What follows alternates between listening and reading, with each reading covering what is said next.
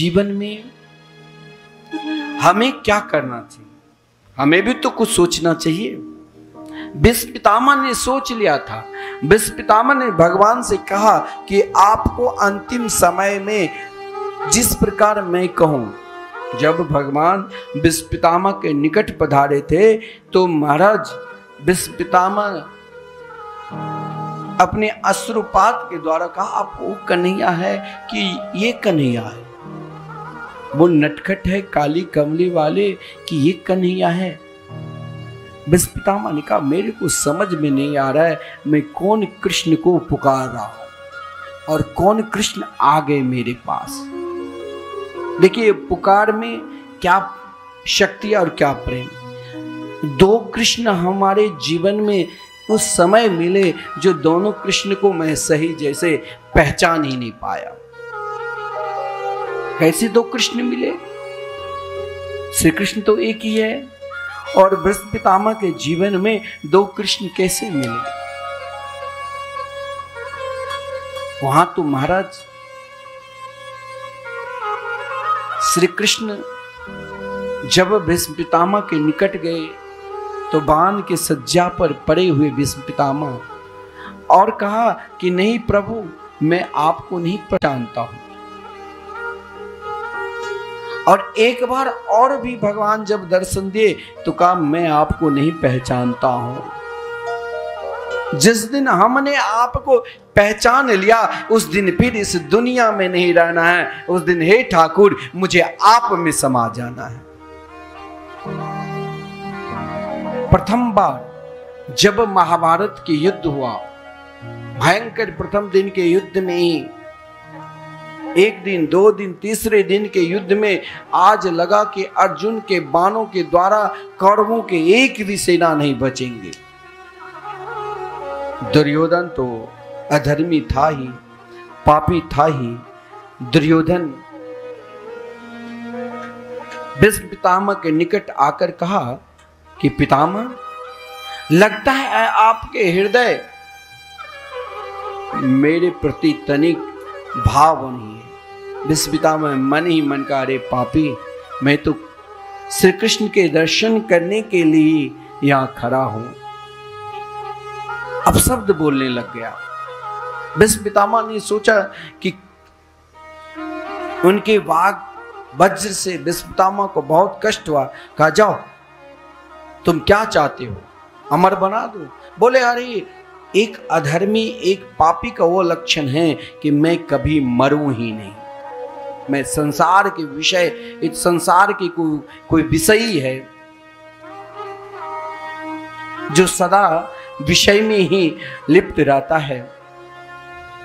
तो संसार के समस्त स्त्रियां और संसार के समस्त धन भी दे दिया जाएगा तो कभी ये नहीं कहेगा कि मैं मरूंगा, मैं भोगूं। लेकिन भीष्म पितामह ने कहा, मैं मरूंगा, मुझे नहीं इच्छा मृत्यु चाहिए, लेकिन तब तक जिंदा रहूंगा जब तक स्वयं श्री कृष्ण में समर्पित ना हो जाए।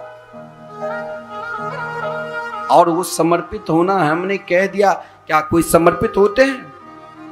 विश्वास तक तो हम पहुंच जाते हैं कि भगवान के भजन करना चाहिए, संबंध भी बना लेते हैं, चलो हमारे इष्ट है। लेकिन अगर जीवन में किसी प्रकार के दुख आता है, कष्ट आता है, तो हम 2 मिनट में भगवान को छोड़ देते हैं। लेकिन भीष्म पितामह के जीवन देखिए, जिसने महाराज एक बार हृदय में कन्या को बैठा लिया ना तो दुख नहीं दिखते। उनको दुख में भी उन बाण के सज्जा पर पड़े हुए हैं। जो महाराज एक एक बाण की वेदना, उन शरीर में हजारों वृक्षों को काटने से जो वेदना होगी वो वेदना भी हो रहा था, फिर भी उनके मुखारविंद पर मुस्कान, ये संत का लक्षण है। ये मुस्कुराहट आना, मुस्कुराना है तो ठाकुर जी का हो जाओ। जब दुर्योधन ने कहा कि आप सही होकर युद्ध ही नहीं करते हो, तो भीष्म पितामह ने कहा, ठीक है, तू अपनी पत्नी को आज रात्रि 12 बजे मेरे निकट भेज देना, मैं उन्हें सौभाग्यवती का आशीर्वाद दे दूंगा। संत कृपा किस पर करते हैं? जो स्वयं सत्संग से ही जीता है। सत्संग से वही जीत सकता है और सत्संग से वही जी सकता है जिसके हृदय में बांके बिहारी बैठा हो। वैसे नहीं, जिसने सत्संग किया वो कभी तर्क वितर्क करेगा ही नहीं। दुर्योधन से एक महात्मा ने कहा, एक संत ने कहा, एक भजनानंदी ने कहा, तुम आज रात्रि अपनी पत्नी को मेरे निकट भेज देना। लेकिन दुर्योधन ने थोड़ा अंदर में शंका हुई, कैसे भेजूं? श्री कृष्ण और शंका पैदा कर दिया कि अरे शर्म नहीं आ रही तुमको? अपनी पत्नी भानुमति को अकेली और वयोवृद्ध महात्मा लोग भेज रहे हो? दुर्योधन ने कहा, भाई रहने दो, कह दिया रात्रि में, कोई बात नहीं, नहीं भेजो। लेकिन भगवान ने कहा चूकना नहीं चाहिए। एक ही बार, ये देखिए सत्संग का प्रभाव। जिसने अपने जीवन में सत्संग कर लिया, जिसने अपने जीवन को भगवान में समर्पित कर दिया, वही कार्य कर सकता है। दान, पुण्य, संकीर्तन और महापुरुषों पर विश्वास। भगवान ने कहा, द्रौपदी क्या देख रही हो? द्रौपदी शंका भी नहीं की कि इस 12 बजे रात्रि में श्री कृष्ण हमें कहां ले जा रहे हैं। ये होता है समर्पित। बोले चलो आशीर्वाद दिलाने के लिए। किसके पास? तो पितामह भीष्म के पास। द्रौपदी गदगद हो गई कि पितामह भीष्म के आज मैं भजन करते हुए दर्शन करूंगी। ये सौभाग्य मेरे जीवन में तो कभी मिला ही नहीं था। आज प्रथम बार ये सौभाग्य मेरे जीवन में मिला।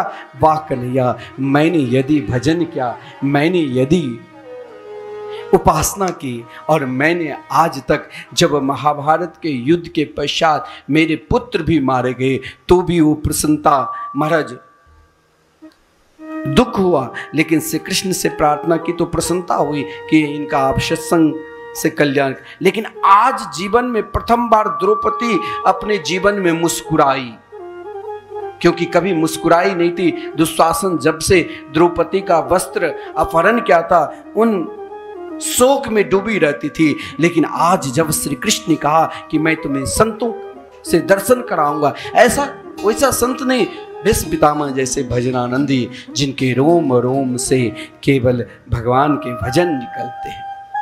जो जीते भी है तो कृष्ण के लिए, जो बोलते भी है तो कृष्ण के लिए, जो सोचते भी है तो श्री कृष्ण के लिए, जो युद्ध भी करते हैं तो श्री कृष्ण के लिए। द्रौपदी ने किसी भी प्रकार की शंका की ही नहीं। द्रौपदी ने कहा चलो कन्हैया, चल दिया। लेकिन भीष्म पितामह तो भीष्म पितामह थे। द्रौपदी जो पादुका पहनती थी, चप्पल जूता, वो भीष्म पितामह जान जाते थे, क्योंकि भीष्म पितामह के हृदय में वो प्रकाश भरा हुआ था, जो समझ जाते थे दूर से ही, उन ज्योति से समझ जाते थे भीष्म पितामह। आज महाराज जब द्रौपदी चलने लगी तो उन पादुका की गुंज धीरे धीरे मानो कहीं उस शिविर में न चले जाए, भगवान ने तुरंत का खोलो।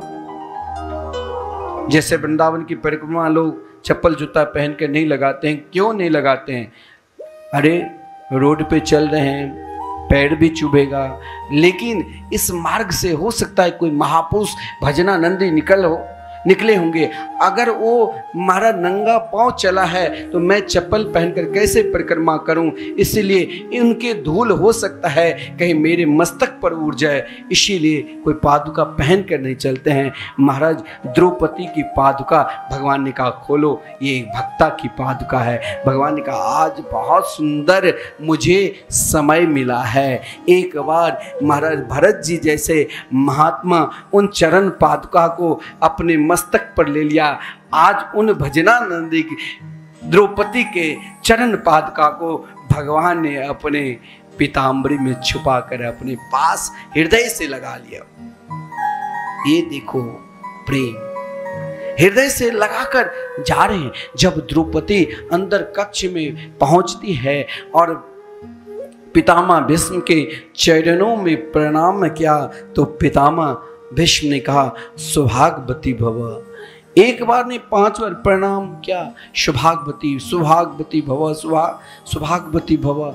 महाराज नेत्र खोलकर भीष्म पितामह ने देखा तो द्रौपदी ने कहा मैं दुर्योधन की पत्नी नहीं, मैं तो पांडवों की पत्नी हूँ। भीष्म पितामह ने कहा इसीलिए तो मैंने भी तो आशीर्वाद दिया बेटी कि तू धर्मराज, युधिष्ठिर, भीमसेन, अर्जुन, नकुल, सहदेव जैसे महात्मा की पत्नी हो।